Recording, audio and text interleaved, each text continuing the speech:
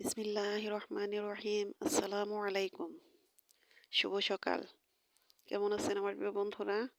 আশা করি আল্লাহর অশেষ রহমতে আপনারা সবাই অনেক অনেক ভালো আছেন। আমিও আল্লাহর অশেষ রহমতে আপনাদের সকলের দয়ায় আলহামদুলিল্লাহ ভালো আছি। কাছে দূরে দেশ বিদেশে যে যেখান থেকে আমার এই ভিডিওটা দেখতেছেন, আমার এই ভিডিওটার সাথে যুক্ত আছেন, তাদের সবার প্রতি রইল আমার আন্তরিক ভালোবাসা ও শুভকামনা। তো বন্ধুরা, ভিডিও শুরুতে একটি রিকোয়েস্ট করতেছি, যারা এই মুহূর্তে আমার ভিডিওটার সাথে যুক্ত আছেন, প্লিজ একটা লাইক দিয়ে দেন। একটা লাইক দিয়ে আমার ভিডিওটা কন্টিনিউ করেন। আর নতুন বন্ধুদের বলতেছি, প্লিজ বন্ধুরা, ভিডিওটা না টেনে সম্পূর্ণভাবে মনোযোগ সহকারে দেখুন। হয়তো কোথাও কোনো একটা অংশ আপনাদের ভালো লেগে যাবে। যদি ভালো লেগে যায় তাহলে অবশ্যই আমার এই ছোট্ট চ্যানেলটাকে সাবস্ক্রাইব করে আমার পাশে থাকবেন। আমিও আপনাদের পাশে থাকবো ইনশাআল্লাহ। তো আজকে ওই ভিডিওটা সকাল থেকে শুরু করেছি। তো কয়েকটা দিন ধরে ভালোই শীত পড়তেছে। দেখা যায় সকালবেলা ফজরের নামাজ পড়তে অনেক কষ্ট হইতেছে, তারপর নামাজ পড়ে আবার শুয়ে পড়ি। তারপরে উঠি, কারণ এত সকালে অনেক শীত কুয়াশা, তার মধ্যে বেলার মুখ তো দেখাই যাইতেছে না। তো এই তো দেখুন, কাল যে পিঠা বানানো হয়েছিল সেই পিঠাগুলো এত সুন্দর হয়েছে, একদম অনেক সুন্দর হয়েছিল। পিঠাগুলো একদম ভিজেছিল, নরম হয়েছিল, খেতেও বেশ মজা হয়েছিল। তো সকালবেলা সে পিঠাগুলোই খাইতেছি। তো পিঠা খাওয়ার পর তারপরে হলো রান্না বান্না করব। তো দুধের পিঠা খেতে কিন্তু আমার কাছে খুব ভালো লাগে। তো আমার মতো কে কে এই দুধ চিতই পছন্দ করেন অবশ্যই আমাকে কমেন্ট করে জানাবেন। তো অন্যান্য পিঠা যেমন সারা বছরই খাওয়া যায়, ওটার স্বাদ সারা বছরই নেওয়া যায়, কিন্তু এই দুধ চিতই পিঠা কিন্তু এটা শীতের দিনে খেতে বেশি ভালো লাগে। আর এটা তো শীতের মধ্যে খেতে মজা লাগে, ঠিক আছে, কিন্তু এখন এমন শীত পড়তেছে, এই পিঠাটা খেয়ে যদি রোদের মধ্যে গিয়ে একটু দাঁড়ানো যায় তাহলে কিন্তু বেশি ভালো লাগে। তো শীতের পিঠা শীতেই খেতে মজা, তারপর এই পিঠা খাওয়ার পর কিন্তু শীতটা আরো বেশি লাগে। তো পিঠা খাওয়ার এই তো সকালে পিঠা খাওয়ার পর তারপরে এই তো রান্না শুরু করে দিয়েছেন মামি। এই যে আমি বসে বসে গল্প করতেছি আর রান্নাগুলো দেখতেছি। তো অনেক মজার মজার গল্প হইতেছে, ভালো লাগতেছে। তো এইদিকে বাড়িতে যাওয়ারও সময় হয়ে আসতেছে, বাড়িতেও চলে যাব। তো আজকে রান্না করতেছে হলো কই মাছ বোনা আর বাটা মাছ দিয়ে কপি রান্না, আর হলো কপি ভাজি। তো আমার নিরামিষ খেতে খুব মন চাইতেছে যে একটু নিরামিষ খাবো। তো খাওয়ার মনে হয় যে টাইম পাবো না, বাড়ি থেকে খেতে হবে, বাড়িতে চলে যাব।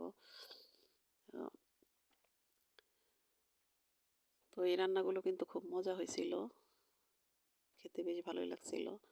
আর মামির হাতের রান্না এমনি তো অনেক মজা।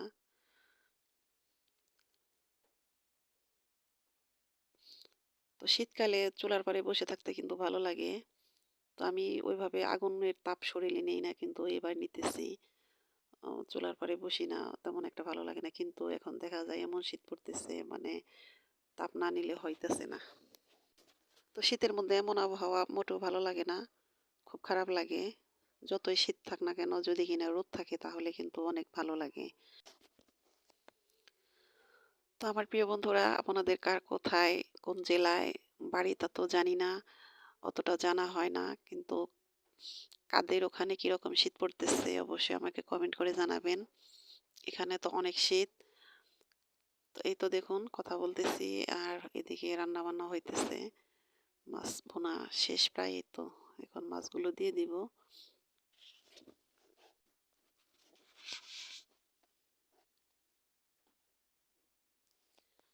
এই তো মাছ ভুনা শেষ।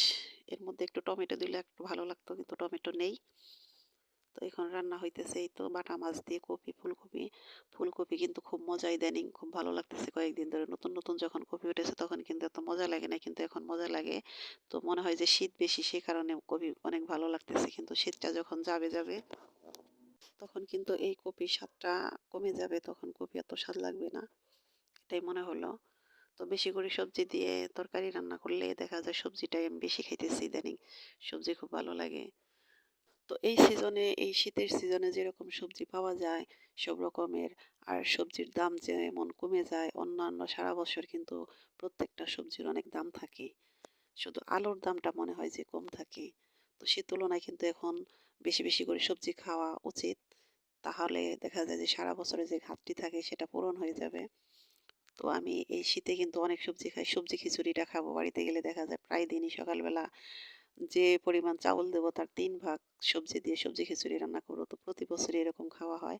খেতেও ভালো লাগে আর মনে হয় যে সারা বছর যে আমরা সবজির অভাবে থাকি সেই ঘাটতিটা হয়তো এখানে পূরণ করার সময় এটা ভেবেই আরকি সবজি খাই। তো সবজি তো আর ওভাবে খাওয়া যায় না। তো দেখা যায় যে খিচুড়িটা রান্না করলে সবজিটা একটু বেশি খাওয়া যায় আরকি। এমনি খেলেই আর কতটুকু খাওয়া যায়। তো সেটা মনে করে আমি সবজি খিচুড়িতে বেশি, বেশি সবজি দিয়ে খিচুড়ি রান্না করে খাই। এই কয়দিন যে ধনিয়া পাতা খাওয়া হইছে তার চেয়ে কিন্তু এখন যে ধনিয়া পাতা খাওয়া হয় এটার কিন্তু ভালো একটা ফ্লেভার আসে, ভালো লাগে। এই ৩-৪ দিন ধরে ধনিয়া পাতার ফ্লেভারটা আমার খুব ভালো লাগে। খাইতেছেও ভালো লাগে আরকি। তো এই তো ভাজিটা হয়ে গেছে রেডি। তো রান্না-বান্না শেষ তারপরও মনে হইতেছে এটা কিন্তু দুপুরের রান্না ছিল। দেখা যায় যে এখনো হয়তো সকালই রয়ে গেছে। তো একটু চকের ধারে গেছি। এই তো দেখেন বিকেল বেলা এটা আসরের আজানের পরে এখনো কুয়াশা। এই তো দোবভাগ আকাশে দেখেন শিশির জমে আছে। তো মনে হইতেছে এখন সকাল কিন্তু এখন কিন্তু দিন শেষে বিকেল। তারপরে এই পরিস্থিতি কেমন? একটু রোদ নেই, কেমন একটা আবহাওয়া। মনে হইতেছে শৈত্যপ্রবাহ হইছে নাকি? তো রোদ থাকলে তো প্রতিদিনই চকের ধারে আসি ভালো লাগে। তো রোদ নাই সে কারণে ২-৩ দিন ধরে চকের ধারে আসা হয় না। তারপর আজকে একটু হাঁটতে বেরোলাম যে একটু হেঁটে আসি, বাড়ির ভিতরে ভালো লাগে না। তো আমার ছেলেটা সাথেই আছে এই তো এই যে ও ভিডিও করতেছে।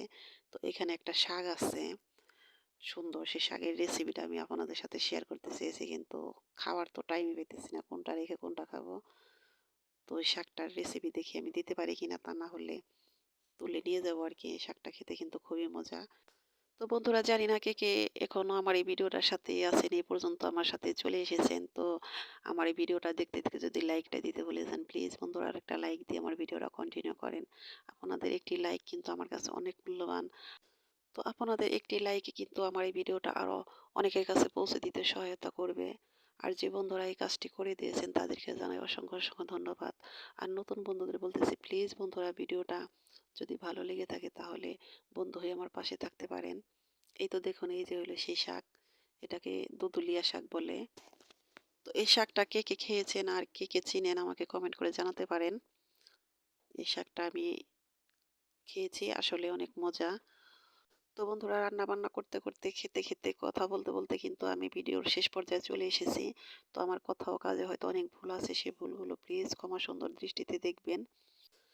আর আমারও আমার পরিবারের জন্য আপনারা সবাই দোয়া করবেন। আমিও আপনাদের সবার জন্য দোয়া করি। আপনারা সবাই ভালো থাকেন, সুস্থ থাকেন। আল্লাহ হাফেজ। আসসালামু আলাইকুম।